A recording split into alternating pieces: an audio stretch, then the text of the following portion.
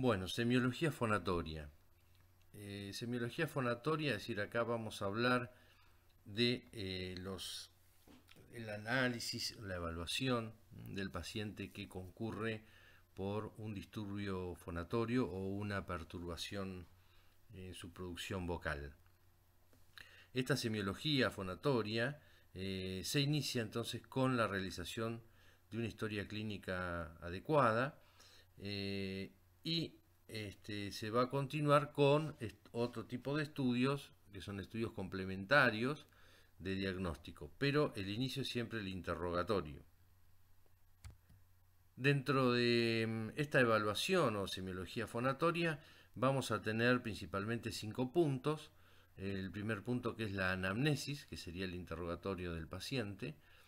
Una valoración acústica subjetiva, ¿sí? Que es subjetiva porque es como nosotros percibimos la voz o qué alteración tiene el paciente o nos parece que tiene de acuerdo a nuestro oído entrenado. Este entrenamiento obviamente se va adquiriendo con el tiempo, que nos permitirá distinguir si tiene una difonía hay tensión laringea, o si va asociado a una hipernasalidad o una hiperrinofonía o hiporrinofonía, si hay trastornos articulatorios, pero siempre desde el punto de vista subjetivo. Si bien hay estudios que son objetivos, es conveniente en un principio realizar una evaluación acústica subjetiva. La exploración clínica básica, acá hacemos referencia al examen otorrinolaringológico básico, que se basa en un examen de fauces, la cavidad bucal, ¿sí? La faringe, veremos las amígdalas, la lengua, las piezas dentarias, el paladar, las fosas nasales, cómo está el tabique, cómo está el cornete, si hay obstrucción nasal, el examen otológico, una otoscopía o una otomicroscopía, y el examen por laringoscopía indirecta, después veremos cómo se realiza, el examen laringio por laringoscopía indirecta. En cuarto lugar tenemos la exploración por la imagen de la laringe. Acá incluimos ya estudios que utilizamos fibra óptica, como la nasofibroscopía o la fibroscopía laringea, el estudio estroboscópico o videoestroboscopía laringea. También tenemos estudios por imágenes como la tomografía computada o la videofluoroscopía, o un estudio funcional de la deglución, que a veces tiene los trastornos deglutorios tienen relación con la laringe en múltiples casos. La resonancia magnética y la laringoscopía directa. Después describiremos cada uno de estos estudios y las características principales de cada uno. Y por último, el análisis acústico, que también lo podemos llamar análisis objetivo de la voz o estudio objetivo de la voz, donde nos va a determinar ciertos parámetros como la frecuencia de emisión, los formantes de la voz, y nos va a dar toda una evaluación objetiva en cuanto a la frecuencia de emisión y el resto de los componentes de la voz. Entonces, dentro de esta historia clínica vamos a incluir la edad del paciente, es importante. Hay algunas patologías como por ejemplo la mutación prolongada, donde vamos a tener una voz infantil en una persona adulta o postpuber. El sexo también es importante, algunas afecciones son más frecuentes en el sexo masculino, otras en el sexo masculino. La procedencia tiene que ver un poco con la patología orgánica principalmente. Hay sectores, por ejemplo, que hay zonas endémicas, por ejemplo, de bocio, en nuestro país, de bocio, que es donde hay déficit de yodo, entonces hay aumento de la glándula tiroides, sería un trastorno a nivel hormonal, tiroideo. Zonas donde también hay intoxicación por arsénico, que se llama hidroarsenicismo crónico regional y endémico. Otras zonas donde podemos ver, por ejemplo, parasitosis transmitidas por los mosquitos, como la leishmaniasis en la zona del noroeste. o algunas también micosis profundas, que son hongos que ya son profundos, es decir, que afectan órganos, como la laringe, las fosas nasales, el paladar, los pulmones.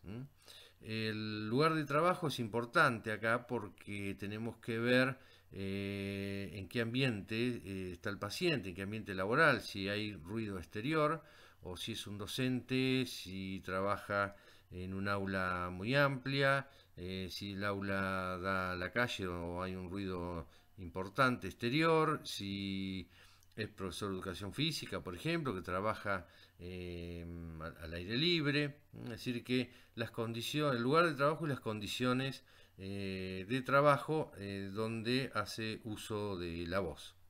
Los hábitos, sobre todo interrogar sobre hábitos tóxicos, tabáquico, alcoholismo, drogas, que pueden producir irritaciones a nivel laringio. Los antecedentes familiares son importantes porque hay patologías que se transmiten genéticamente, como por ejemplo el surco cordal, es una patología congénita de laringe. Los antecedentes personales hacen referencia a lesiones que puede haber tenido en la laringe o tratamientos previos, fonoaudiológicos o otorrinolaringológicos, cirugías, infecciones de la laringe. Hay antecedentes de intubación orotraqueal prolongada, como podemos ver que aparecen granulomas en la laringe a consecuencia de ello. Y la enfermedad actual, donde vamos a desarrollar la sintomatología por la cual consulta. Entonces, dentro de la semiología fonatoria, tenemos un primer punto que es el examen otorrinolaringológico y la evaluación fonoaudiológica. Yo lo pongo acá a la misma altura porque en realidad de estos pacientes se hace una evaluación conjunta. Se hace una evaluación, un diagnóstico y tratamiento en conjunto con el otorrino, con la fonoaudióloga. Se trabaja obviamente en equipo y el fonoaudiólogo o la fonoaudióloga intervienen activamente en esta evaluación, en este diagnóstico y también en el tratamiento de estos pacientes. El examen otorrinolaringológico lo vamos a tratar en uno de los puntos más adelante. En un principio vamos a comenzar con la evaluación fonoaudiológica, que es el tema que más nos importa. Arrancaríamos con la anamnesis, que ya hablamos algo, que es para ¿qué? Para obtener información acerca de la dolencia del paciente. Segundo, el análisis perceptivo auditivo del timbre vocal.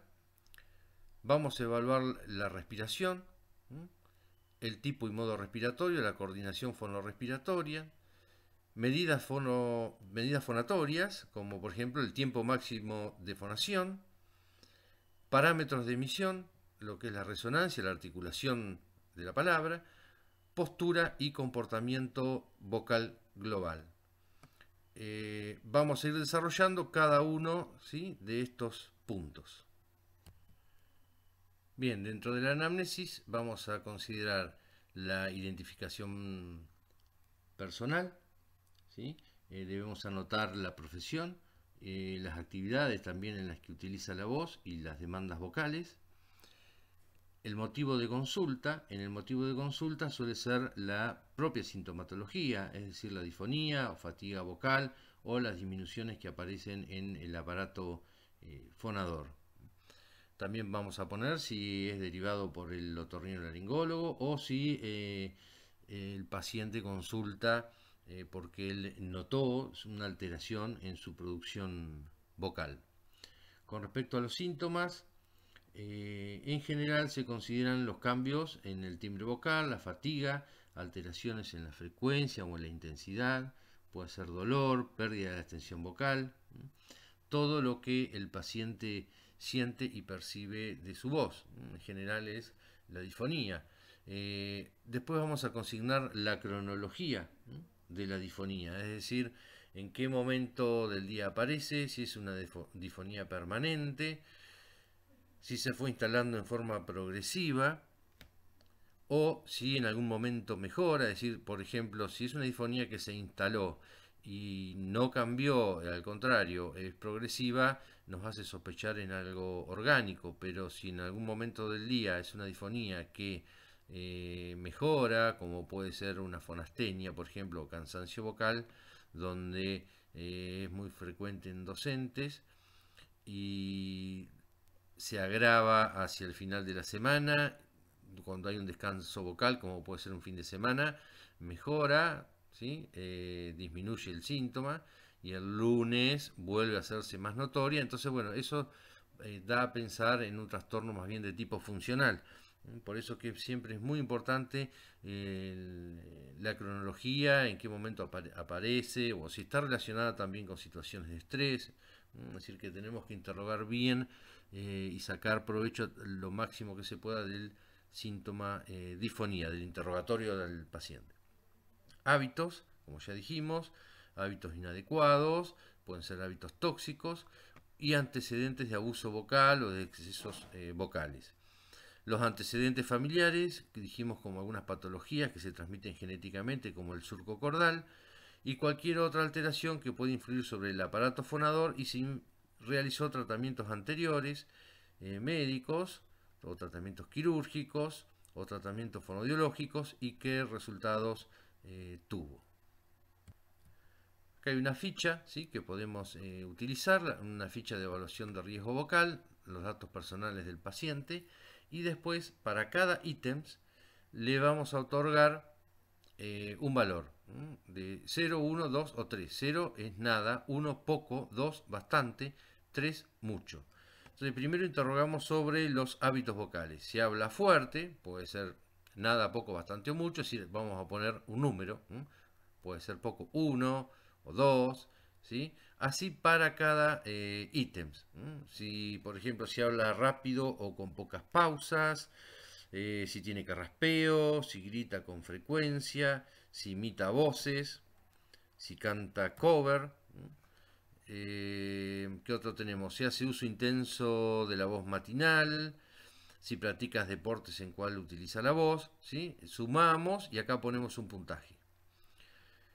Interrogamos sobre el estado emocional, si es hiperreactivo, reprimido, dominante, agresivo, es decir, también ponemos puntaje y colocamos acá, puntaje de este ítem.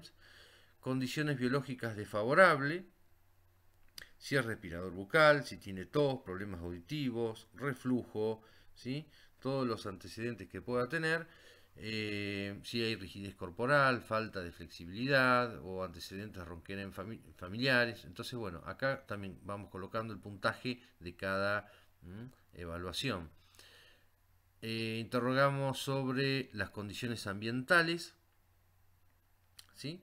Esto es muy importante si trabaja en ambiente ruidoso, si comparte lugares con fumadores, si está puesto a ruidos intensos, ponemos un puntaje. Los hábitos de vida, si bebe té, un poco los hábitos tóxicos, consume droga, ingiere alcohol, fuma tabaco, usa ropa ajustada o practica deportes violentos.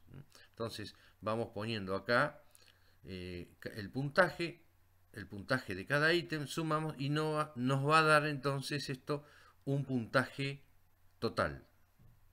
Con este puntaje total entonces vamos a hacer una evaluación de los resultados. Y vamos a dividir en tres grupos. Grupo 1, grupo 2 o grupo 3. Grupo 1 es hasta 60 puntos donde el riesgo vocal es mínimo. Si hay problemas vocales, supongamos que tenemos un paciente con un puntaje bajo hasta 60 puntos y tiene problemas vocales o una disfonía marcada importante, tenemos que pensar en patología orgánica que va a ser independiente de un correcto uso vocal. Un grado 2 hasta 90 puntos, un riesgo vocal elevado. Entonces, ¿qué vamos a hacer? Vamos a revisar los ítems de elevado puntaje para trabajar sobre ellos y en algunos casos si se puede corregir. En algunos casos se puede, hay cosas que se pueden cambiar, otras que no. El grupo 3 ya es más de 90 puntos con un riesgo vocal muy elevado. Ya pensamos en problemas funcionales crónicos. También vamos a revisar los ítems que tienen elevado puntaje y para tratar de controlar conductas que puedan llegar a modificarse. Bueno, la evaluación funcional. Esta valoración inicial de la voz la realizamos escuchando la producción verbal del paciente durante el interrogatorio, durante la anamnesis. Y observamos ya ahí en el interrogatorio el comportamiento vocal que éste presenta. Podemos reconocer en ese momento algunos mecanismos, por ejemplo, fisiopatológicos, que puedan haber originado la disfonía, y debemos evaluar obviamente la voz en todas sus modalidades, lo que es la voz coloquial, proyectada, si podemos la voz de llamada, cantada. Nuestro objetivo es describir la fonación, por lo tanto vamos a valorar parámetros vocales, tipo de voz, resonancia, frecuencia, intensidad y medidas fonatorias, la postura, ¿sí? La verticalidad, la posición de la laringe en el cuello, todo lo que es articulatorio, grado de abertura de la boca y las zonas específicas de tensión muscular. La postura no solo de la laringe, sino también del tórax, ¿sí? La postura que tiene el paciente en fonación. Y ahí vamos a tratar de identificar algunos comportamientos vocales negativos, hábitos vocales, comportamiento global vocal. Bien, vamos a hacer, ¿sí?, en el cuarto punto, un análisis de la cualidad vocal, ¿sí? Esto sería la descripción de cómo es y cómo se oye la voz en su conjunto. Es una evaluación subjetiva, es decir, cómo nosotros durante el interrogatorio le hacemos leer un texto, es decir, vamos a tener una idea subjetiva de cómo es o cuáles son las características que identifican a una voz. En este caso, la voz del paciente que consulta. Como les decía, es una apreciación subjetiva de las características acústicas de la voz del paciente por parte del explorador. Acá tiene que ver mucho el entrenamiento auditivo que uno pueda tener. Después veremos que esta evaluación subjetiva puede estar apoyada con estudios objetivos de la voz. Podemos decir una voz normal es aquella que presenta un máximo rendimiento con un mínimo esfuerzo, donde hay una aceptación estética para el oyente y que tiene un nivel adecuado de volumen, tono, flexibilidad, ¿sí?, acordes con la edad y el sexo. Es decir, que con esta apreciación subjetiva que vamos a realizar, y bueno, podemos ponerle muchos y variados, adjetivos. Es decir, podemos hablar de una voz ronca, áspera, ¿sí?, soplada o susurrada, una voz comprimida, tensa, bitonal o diplofónica. Podemos tener una voz infantil, una voz con hipernasalidad, con hiponasalidad, ¿sí?, o con nasalidad mixta. Es decir, tenemos varios adjetivos como para poner de acuerdo a esa evaluación subjetiva que hacemos de la voz del paciente. Bien, en un quinto punto tenemos los parámetros de resonancia, emisión y articulación. La resonancia, ¿sí? La resonancia decimos que es un fenómeno físico, entonces, que consiste en el refuerzo que existe en determinadas frecuencias del espectro de un sonido y la amortiguación de otras. Es decir, en el espectro de un sonido vamos a ver que determinadas frecuencias se van a reforzar y otras se van a amortiguar. Es decir, que se van a agregar armónicos al tono fundamental laríngeo, es decir, al tono puro que sale de las cuerdas vocales, se le van a agregar armónicos, consiguiendo así entonces un sonido pleno y amplificado, fundamentalmente un sonido amplificado. Ya sabemos que el sistema resonador, como hablamos, está formado por la laringofaringe, la boca, la nariz, los senos paranasales, todo el pabellón faringobucal. Tiene que haber un equilibrio entonces entre cada una de estas partes, porque un uso excesivo de alguna de estas regiones va a generar un desequilibrio en este sistema resonancial. Por ejemplo, si hay un uso excesivo de la laringofaringe, va a producir una emisión tensa y un foco de resonancia bajo. Es decir, que la voz no tiene que estar apretada en la garganta, sino que tiene que estar bien acorde, ¿sí? Cada parte del sistema resonancial tiene que funcionar en forma equilibrada. ¿Qué quiere decir con esto? Si la energía se concentra en algún sector, por ejemplo, se concentra en la boca o es sobrearticulada, va a haber alteraciones.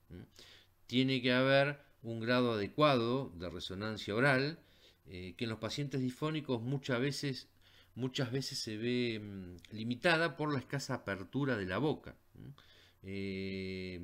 Entonces, lo cual, esto que hace, obstaculiza el paso del sonido y limita lo que es la proyección y el volumen de la voz. Bien, entonces, resumiendo, el sistema resonancial, vamos a decir, trabaja adecuadamente sin un exceso de energía en ninguna de sus partes. Tiene que existir un equilibrio entre cada una de las partes del sistema resonancial, que es lo que va a amplificar y va a determinar de moldear ese sonido que sale de la laringe para dar un producto final que es la voz. ¿Cuáles son las características de la emisión? Es decir, la emisión vocal tiene tres partes: el ataque, el cuerpo y la filatura. El ataque vocal es la forma de iniciar el sonido, ¿sí? Que está relacionado de la manera en que se van a aproximar las cuerdas vocales, es decir, la manera en que las cuerdas vocales van a ir hacia la aducción. El cuerpo, que es el mantenimiento de la nota, puede ser sostenido o puede ser tembloroso o acortado. Y la parte final o filatura, es decir, el final de la emisión, que puede ser normal o truncado. Entonces, durante la emisión tenemos estas tres partes: el ataque vocal, que es cuando se inicia la emisión; el cuerpo, mantenemos la emisión vocal; y finalizamos, que es la filatura. Acá hay un gráfico que es el efecto vocal de Kaiser. ¿A qué le llamamos el efecto vocal de Kaiser? ¿Sí? Es esto lo que hablábamos recién, es decir, el ataque vocal. Esto sería manteniendo la frecuencia, sería las variaciones de la intensidad durante la emisión vocal, manteniendo la frecuencia. ¿Sí? Mantenemos la frecuencia de emisión, pero hacemos una variación de la intensidad vocal. Esto es lo normal, es decir, en el ataque vocal la intensidad va en aumento. Cuando nosotros empezamos a fonar, aumenta la intensidad se mantiene y decae suavemente. Entonces acá tenemos el ataque vocal, el cuerpo y la filatura. Puede ocurrir, por ejemplo, en algunos casos, que la persona tenga un ataque vocal brusco, es decir, que le ponga mucha energía, demasiada intensidad al inicio de la fonación. Entonces, en vez de subir lentamente, va a venir de acá arriba con demasiada intensidad, después viene el cuerpo y la filatura. Si pone demasiada intensidad al inicio de la fonación, las cuerdas vocales van a ir hacia la línea media en la aducción de una manera brusca, de manera que van a golpear las apófisis vocales unas contra otras, las apófisis vocales de los aritenoides, y eso con el tiempo puede determinar lesiones a este nivel, como una patología que después desarrollaremos más adelante, que es el granuloma y úlcera de contacto, o lesiones irritativas, sobre todo en el tercio posterior de las cuerdas vocales. Es decir, que esto sería como si yo les digo: hola, ¿cómo les va? Lo normal. Diferente si digo: hola, ¿cómo les va? Pongo mucha energía al inicio de la emisión. Es muy común, por ejemplo, en personas que utilizan la voz de mando, pueden ser profesores de educación física, algunos entrenadores de fútbol o de fútbol infantil, es decir, personas que utilizan sobre todo la voz de mando, o que trabajan en ambientes ruidosos, en alguna fábrica, donde tienen que ponerle mucha intensidad al inicio de su emisión vocal. Bien, también vamos a evaluar el tiempo máximo fonatorio. Es importante para que la comunicación sea eficiente, es decir, que la persona debe poder movilizar una cantidad de aire adecuada en la fonación durante un tiempo suficientemente largo. Se puede, por ejemplo, comparar la emisión de una consonante sorda como la S y una sonora como la Z y ver la relación entre ellas. ¿Qué decimos? Que el tiempo máximo fonatorio es el tiempo máximo que un sujeto puede mantener la fonación durante una sola respiración. Una variante del tiempo máximo de fonación con vocales es el tiempo máximo de fonación con habla encadenada. En general, una enumeración se puede hacer. Debe hacerse siempre entonces después de una inspiración profunda y con altura, intensidad, cualidad y velocidad habitual. Esto nos va a dar datos sobre la eficiencia del individuo para controlar la respiración y la fonación en el proceso de habla encadenada. Bien, acá tenemos lo que es el tiempo máximo fonatorio, y si nosotros relacionamos el tiempo máximo fonatorio con la capacidad vital, podemos obtener el cociente de fonación, ¿sí? Podemos decir una A, que el paciente diga una A prolongada, lo máximo posible, luego de una inspiración profunda y más o menos a 40-55 decibeles de intensidad. Esto es un tiempo, lleva entre 15 a 25 segundos, en el hombre puede llegar hasta 30-35 segundos. Entonces, ¿cómo obtenemos el cociente de fonación? El cociente de fonación se obtiene sobre la capacidad vital, ¿sí? Sobre el tiempo máximo de fonación. La capacidad vital es normal de 3 a 5 litros y el tiempo máximo de fonación normal de 15 a 25 segundos. Este cociente de fonación, lo normal es entre 120 a 190 mililitros por segundo. El patológico, por ejemplo, si tiene 90, 80, 90 mililitros por segundo, ya estamos hablando de un cociente de fonación patológico.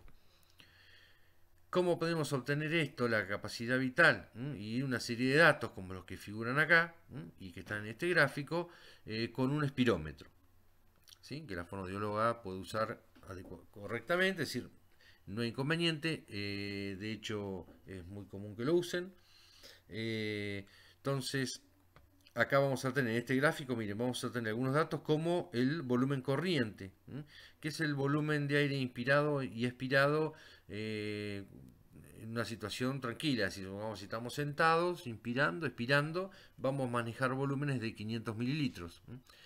Si nosotros hacemos una expiración normal, tranquila, inspiramos profundamente, vamos a tener esto, ¿sí?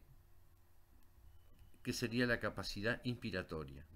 Es decir, si inspiramos y hacemos una inspiración profunda, ahí vamos a tener volumen de reserva inspiratoria. Volumen de reserva inspiratoria. El volumen de reserva inspiratoria más el volumen corriente nos va a dar la capacidad inspiratoria. La capacidad inspiratoria. Si de esta inspiración profunda expiramos todo lo máximo que podemos, ¿sí? Ya tenemos acá el volumen de reserva expiratorio.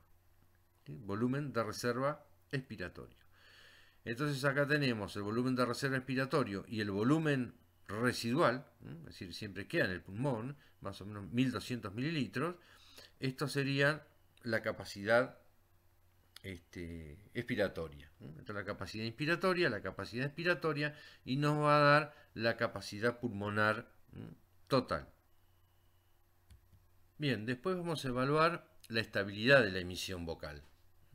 El mantenimiento de la emisión vocal, ¿sí?, prolongada, sin variaciones en la frecuencia, ni la intensidad, ni quiebros, ni cambio en la cualidad.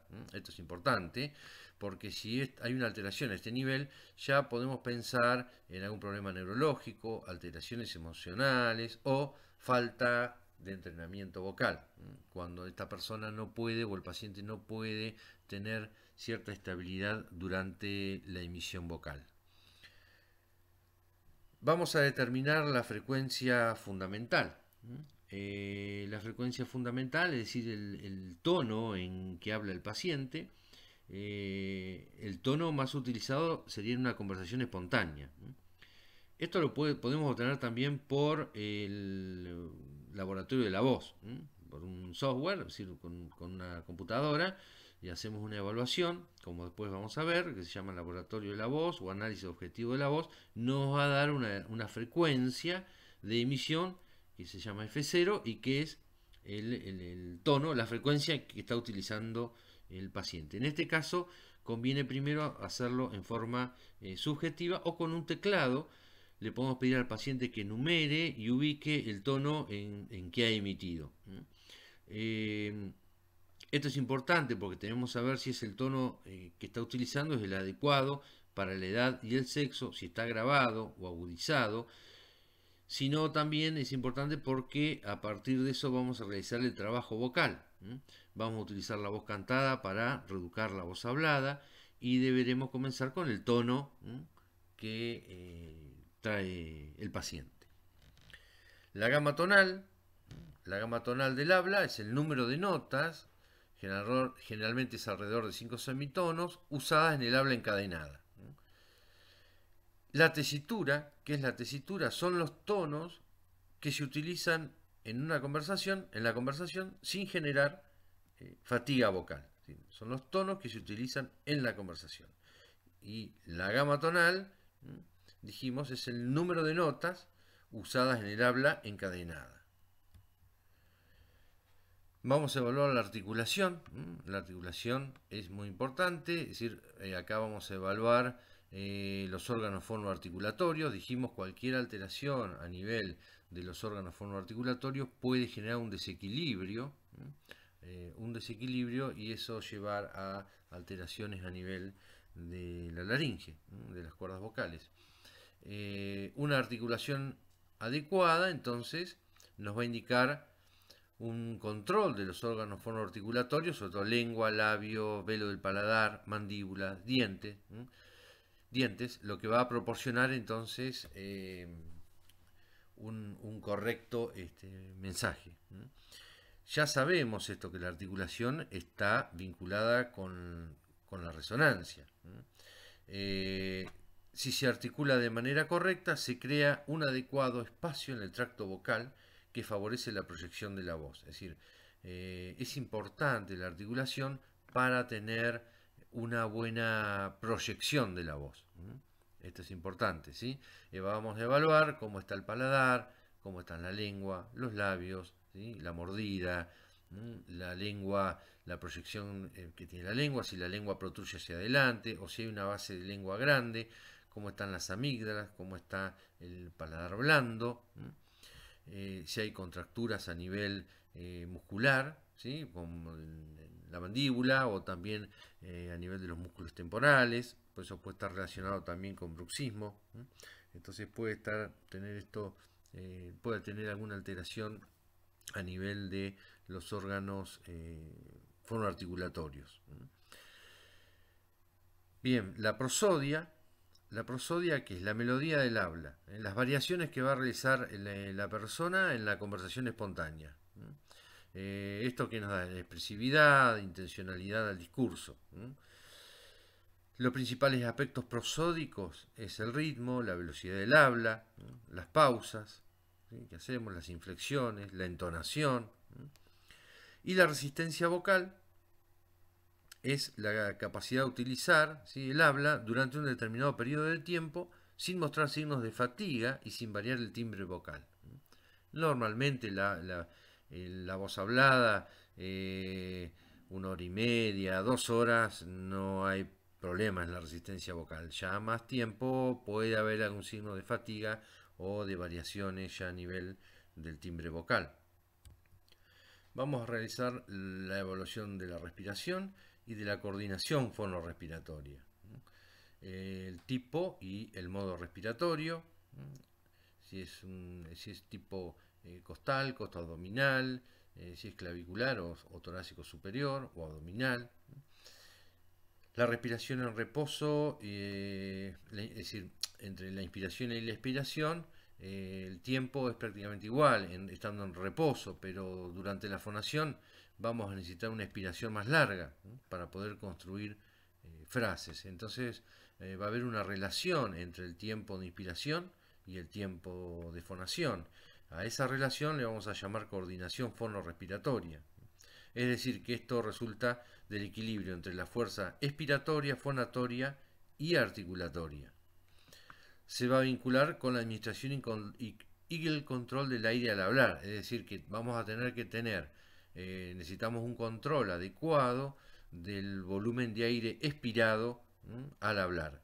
Todo esto coordinado con el sistema articulatorio. Entonces, una coordinación fonorrespiratoria adecuada va a producir un sonido estable y un dominio de la fonación. Si no, si hay algún problema, la persona va a tener un tiempo de fonación muy corto, entonces va a hacer frases cortas, rápidamente va a tener que tomar aire y eso llega a una fatiga vocal. Acá tenemos los tipos respiratorios.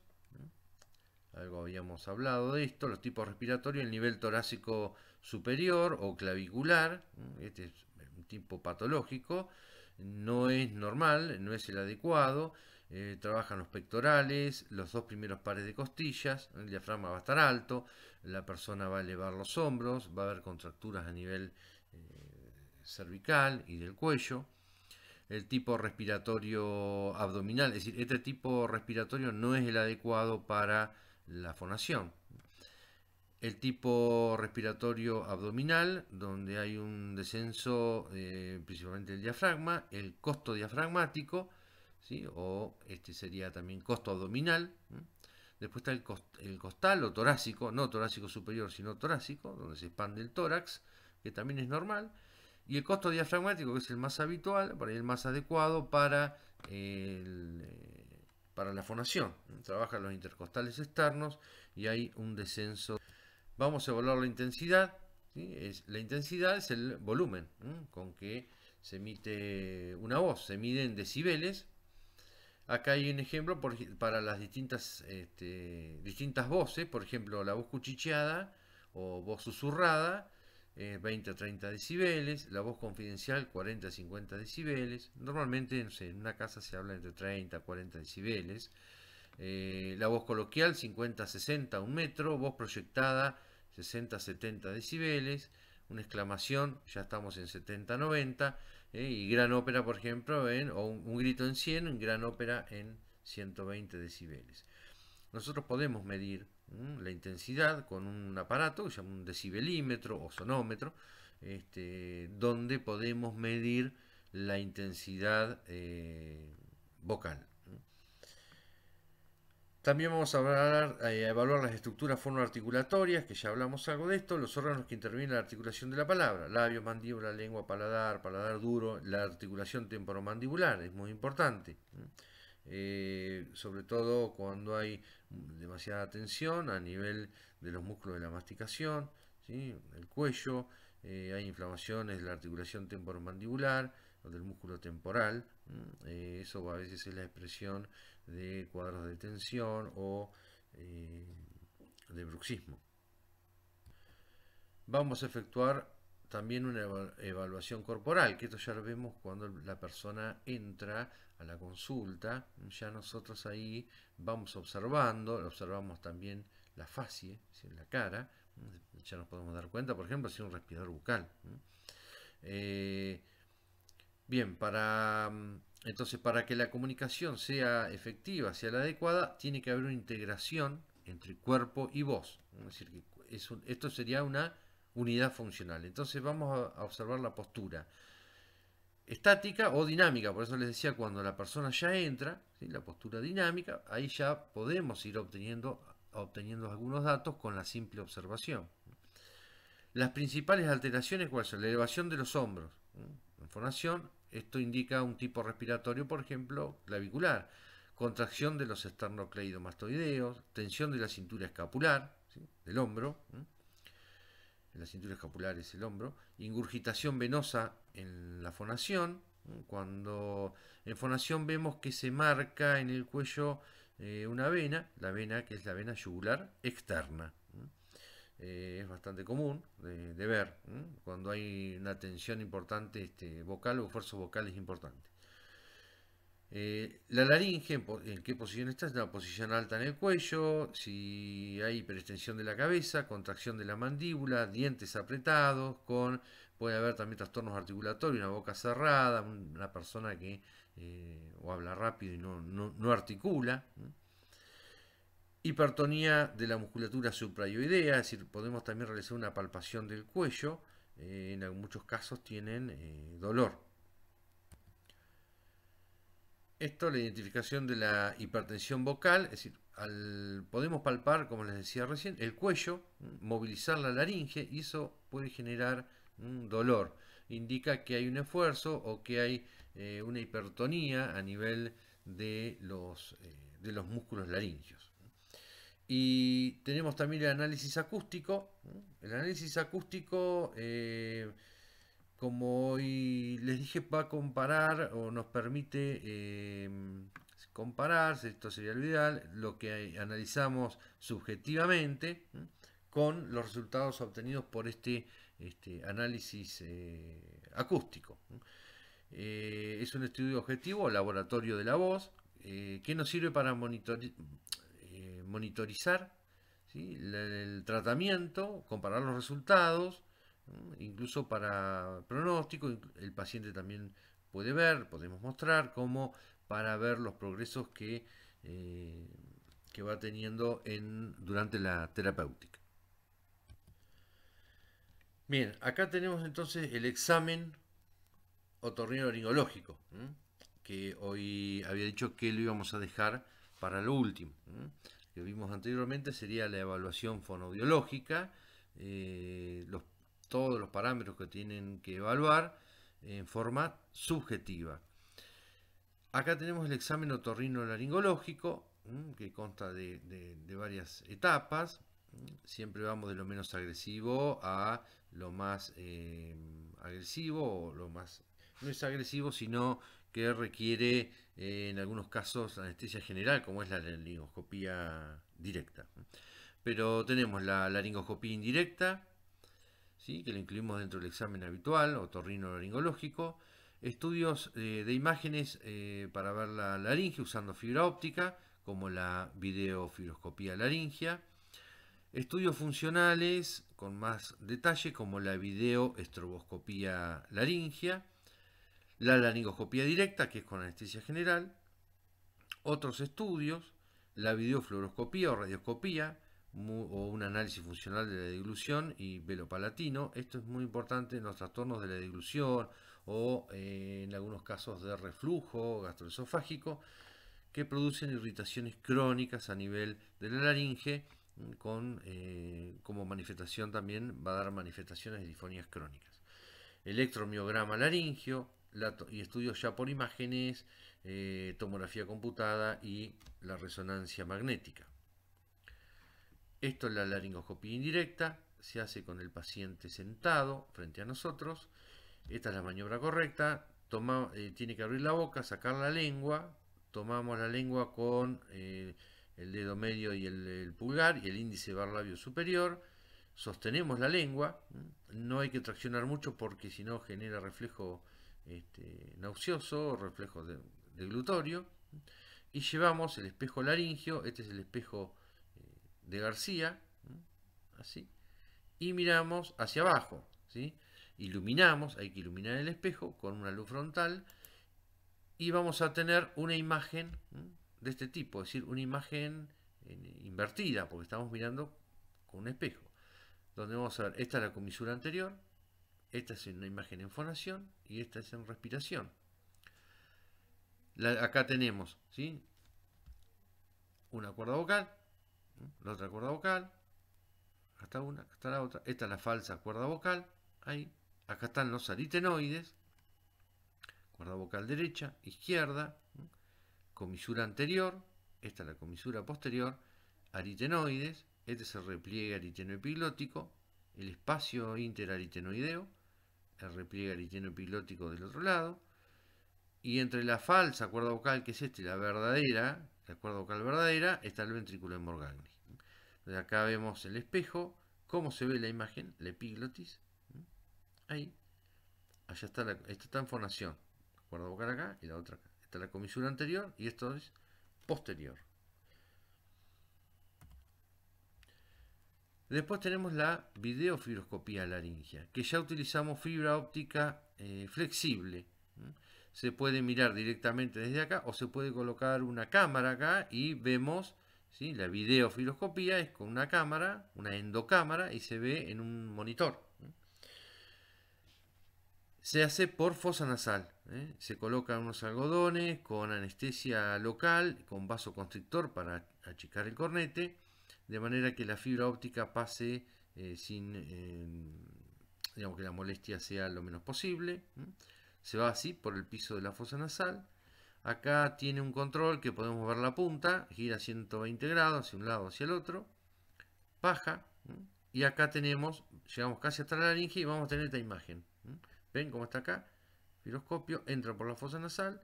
Es menos molesto que entre por la fosa nasal que por la boca. Esta es la comparación entre la laringoscopía indirecta con el espejo. ¿Sí? Iluminamos y vemos la laringe. Acá. La comparación con la fibroscopía. Ahí. La desventaja de la laringoscopía indirecta es que a veces esto no se puede hacer si el paciente tiene cuello corto, la poca apertura bucal, una lengua grande y mucho reflejo nauseoso. Es prácticamente muy difícil llegar a ver con el espejo la laringe. Pero bueno, tenemos la fibroscopía, va por la fosa nasal y miramos hacia abajo. Algunos de estos fibroscopios tienen canal de aspiración o canal de biopsia por donde podemos pasar una pincita y tomar muestras si es necesario.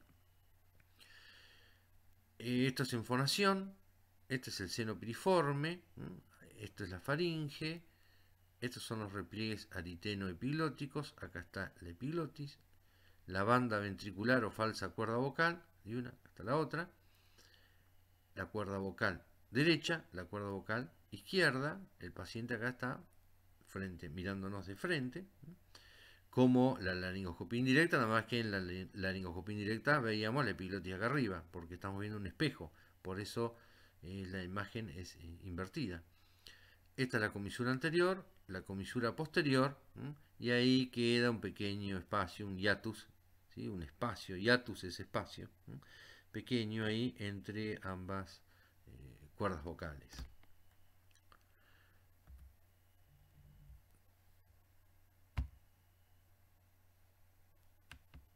Bien.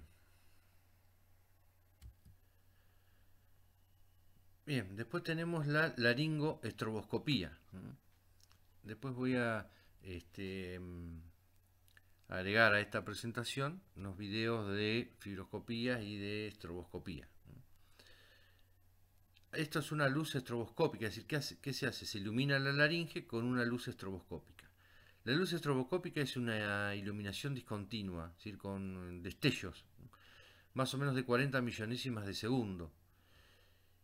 El tema es que la frecuencia de emisión de la luz se adapta a la frecuencia del sonido emitido por el paciente. Es decir, que si nosotros iluminamos la laringe con esta luz estroboscópica discontinua a destellos, a una frecuencia igual a la frecuencia de emisión del paciente, vamos a ver las cuerdas vocales detenidas, por más que estén en fonación, en movimiento, vibrando. Lo que hacemos es un aumento o una disminución de esta frecuencia de luz estroboscópica, entonces vamos a ver el movimiento laringeo en cámara lenta. Esto nos va a permitir ver la calidad del contacto cordal, sobre todo el componente vertical, del ciclo vibratorio cordal. Vamos a ver si hay asimetrías o ausencias del movimiento ondulatorio, que era el otro componente del ciclo vibratorio cordal, la amplitud de la vibración y la calidad de la onda mucosa. Se realiza con óptica rígida, esa es la desventaja, a veces es molesto, pero si el paciente tiene un reflejo nauseoso intenso es es molesto. Esta óptica rígida tiene un ángulo de visión, 90 grados, miramos hacia abajo, va con una cámara, ¿sí? Y una iluminación, ¿sí? Que como dijimos, luz estroboscópica, y se ve en una pantalla. Y acá se ve las diferentes fases del ciclo vibratorio cordal. Como vamos, acá están, las cuerdas están en aducción, contacto completo, ¿sí? Acá están separadas, se empiezan a unir. ¿Cómo se empiezan a unir? Se empiezan a unir del borde inferior. Si nosotros acá vemos el borde, este es el borde libre de la cuerda vocal, no es un borde filoso, sino que el mismo borde de la cuerda vocal tiene un sector superior y un sector inferior. Es esto. Esto es el borde libre, lo que nosotros vemos por filoscopía como si fuese un borde bien filoso. No, en realidad es así. Este es todo esto es la cuerda vocal. Esto es la parte superior que forma el piso del ventrículo de Morgagni, y esto mira a la subglotis. Entonces ven, con las cuerdas están en contacto, empieza a aumentar la presión de aire subglótica, se empiezan a separar las cuerdas de la parte inferior, sería de acá, de la parte inferior de su borde, del borde libre.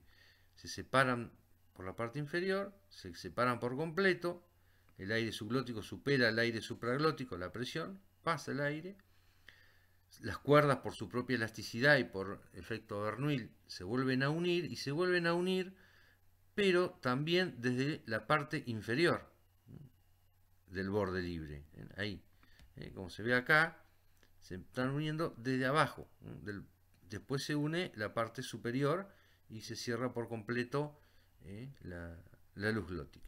Es decir, esto que se ve acá, cada una de estas imágenes, es lo que ocurre mientras las cuerdas están vibrando, en vibración. Es decir, que nosotros, si miramos con un fibroscopio o por la laringoscopía indirecta, vemos que están las cuerdas en la línea media vibrando, pero en realidad lo que ocurre es esto, este ciclo en milésimas de segundo. El otro estudio que tenemos es la laringoscopía directa. Ya el paciente tiene que estar, obviamente, con anestesia general. Se coloca este tubo, que es el tubo o laringoscopio de Klein-Sasser. Se carga la epiglotis, se coloca entonces por debajo de la epiglotis, y tiene una fijación precordial. Una vez que vemos la laringe, se coloca este aparato que lo fija al precordio, al tórax. Entonces nosotros lo podemos soltar y queda fijo. Y vamos a mirar con un microscopio, ¿sí? Que en realidad son lupas, con 10 aumentos, 16 aumentos a través de este tubo, y a su vez podemos trabajar por acá, realizar una microcirugía de laringe.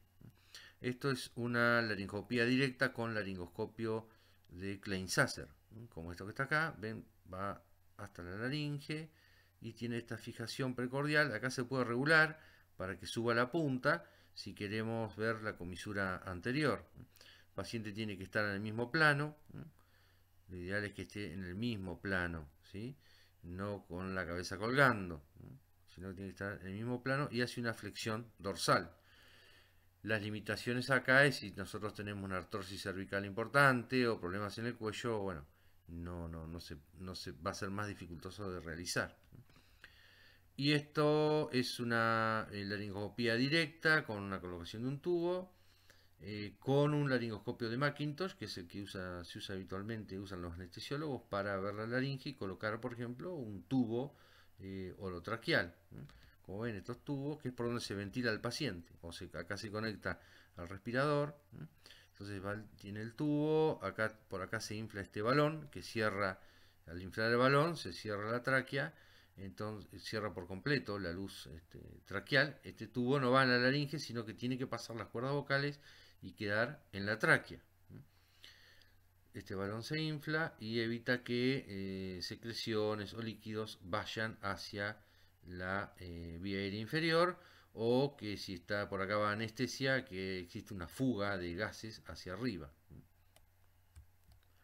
Y esta es la maniobra. Como se realiza la maniobra, se lleva la lengua hacia adelante hasta se ve la laringe, las cuerdas, la glotis, y en este caso puede ser para mirar nada más, para tomar una pequeña muestra, o para intubación. El otro estudio que tenemos es la videofluoroscopía. sería como una radiografía en movimiento. Después les voy a adjuntar entonces esto porque este video, un video de una fluoroscopía, de la laringoscopía directa, una fibroscopía y una estroboscopía. Acá vemos el paladar óseo, este es el paladar blando, la fosa nasal.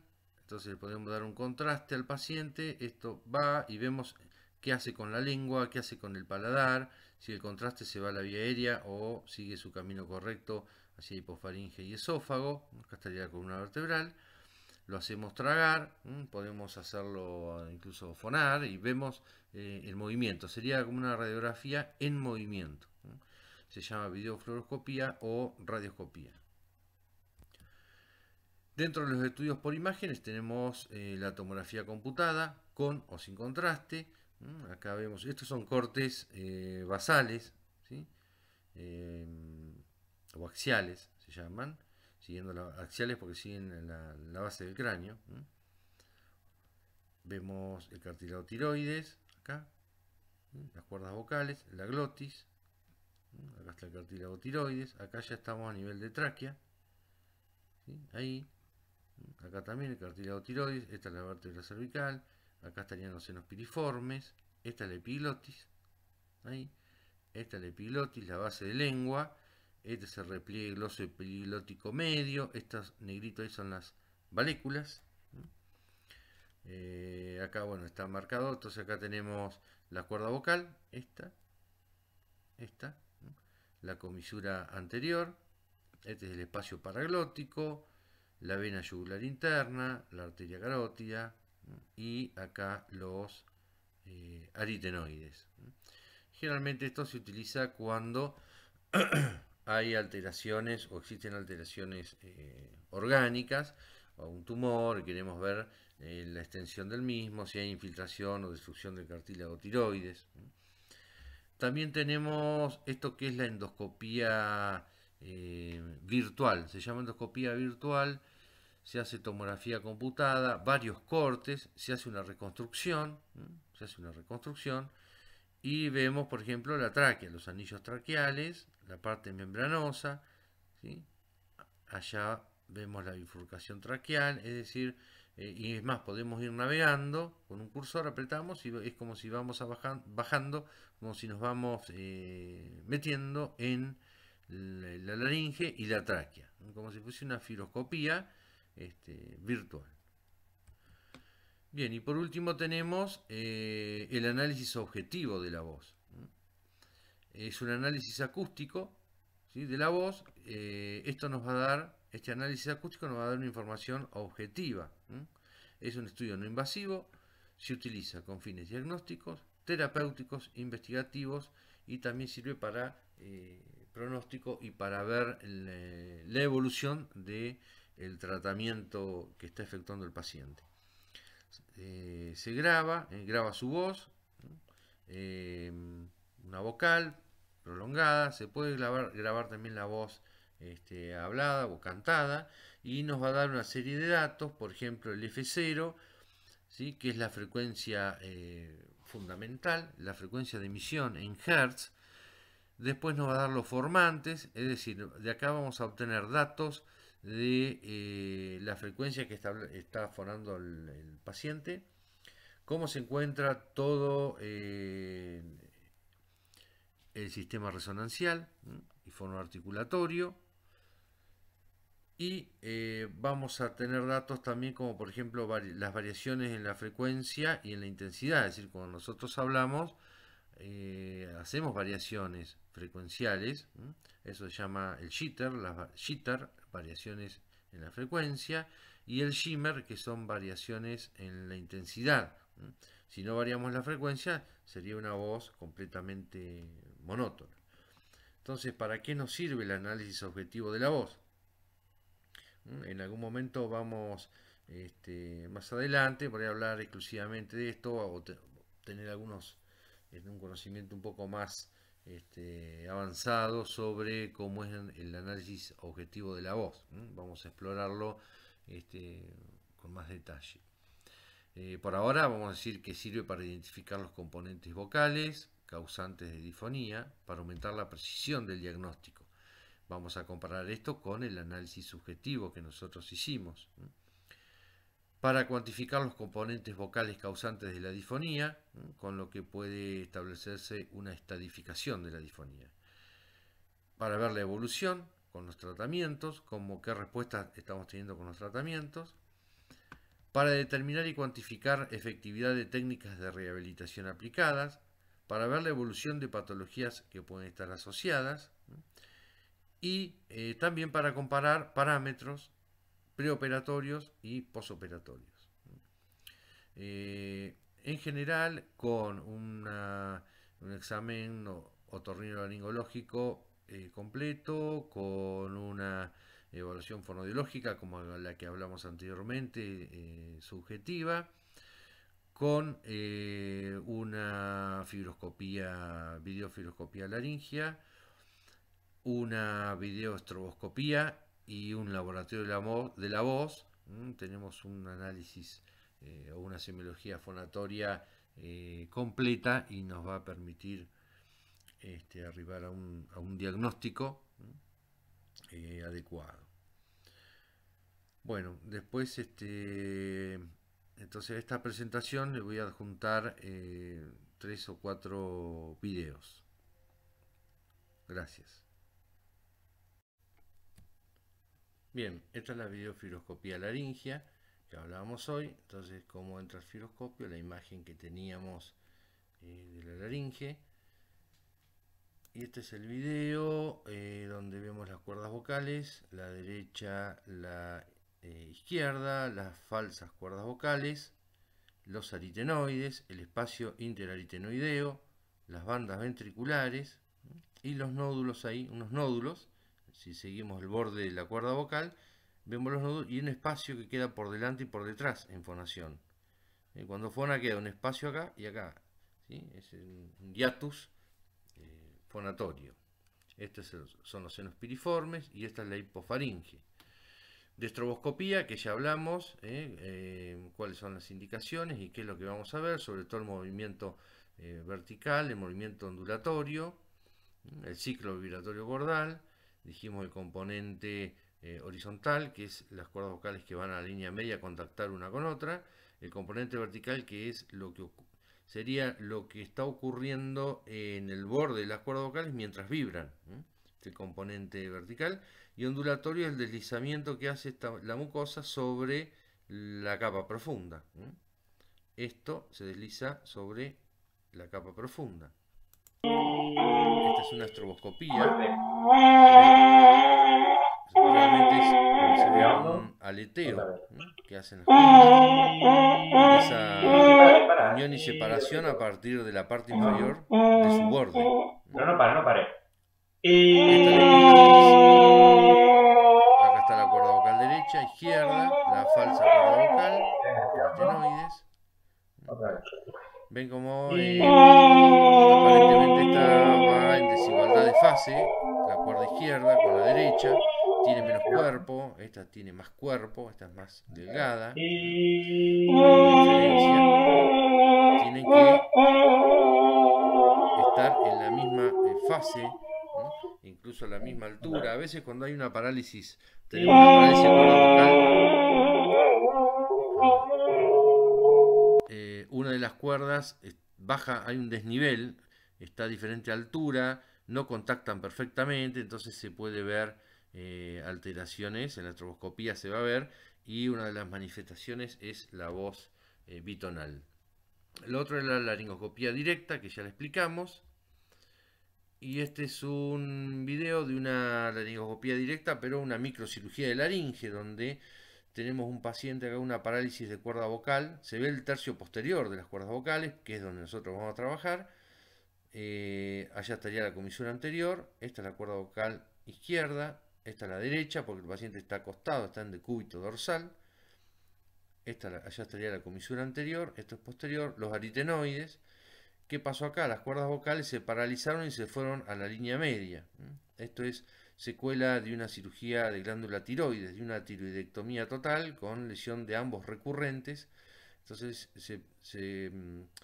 aparece esto, ¿no? Que es en la parálisis bilateral, se llama síndrome de Gerard. Las cuerdas vocales se van a la línea media, y entonces el paciente tiene problemas para respirar, aparece disnea.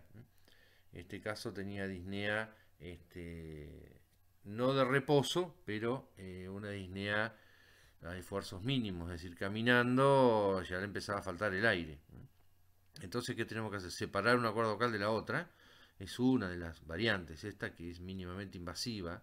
No resecamos cuerda vocal, sino que ponemos un trocar por encima y uno por debajo, unas cánulas por encima y otra por debajo de la apófisis vocal, del aritenoides. Esto que se está empujando con el aspirador es la cuerda vocal. Acá está la apófisis vocal. Si uno toca acá, esto es cartílago. Y el otro trocar va a aparecer por debajo, ¿sí? A nivel de su glotis.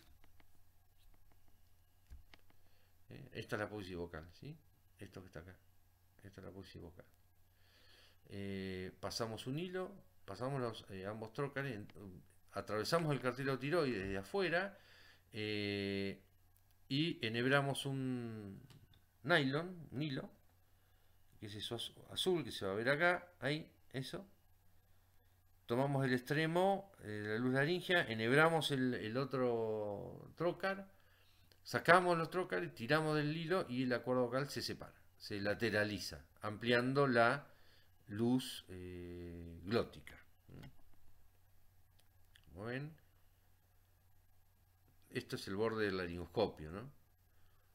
A veces, como la cámara es lateral, toma un solo ocular, entonces se ve así. La vista del cirujano es diferente, se ve más completo. Y esta es una estroboscopía, perdón, una videofluoroscopía o una radioscopía, ¿sí? Que se utiliza para el estudio funcional de la deglución. Se da un contraste, esto es un botón aparentemente ahí. Acá una cánula con contraste que puede ser yodo, se llama trillosom, contraste iodado, o con bario, que es otro contraste. ¿Sí? Ven cómo mueve la lengua, vemos que hace el paladar. Ahí está la epiglotis, ahí. Si no puede venir para acá, acá está la tráquea. Ven que se va por atrás. Esta es la tráquea, acá está la epiglotis, repliega el ariteno epiglótico. Estos son los aritenoides. Vamos a poner un poquito más acá. De nuevo, miren cuando traga, como no viene para acá, sino que va para atrás. Perfecto. Esto es normal. No tiene que ingresar a la vía aérea, ¿sí? Tampoco tiene que, el contraste tiene que haber reflujo hacia la fosa nasal. Miren, a ver si cuando traga esto se tiene que elevar el velo. ¿Ven cómo se eleva el velo? Vamos a poner de nuevo. Miren el velo del paladar como toca la faringe acá atrás. Cierra. Ahí está. Cerró. Entonces no hay reflujo hacia fosa nasal. Esta es una videofluoroscopía normal. Bueno, estos eran los videos que adjunto a la presentación.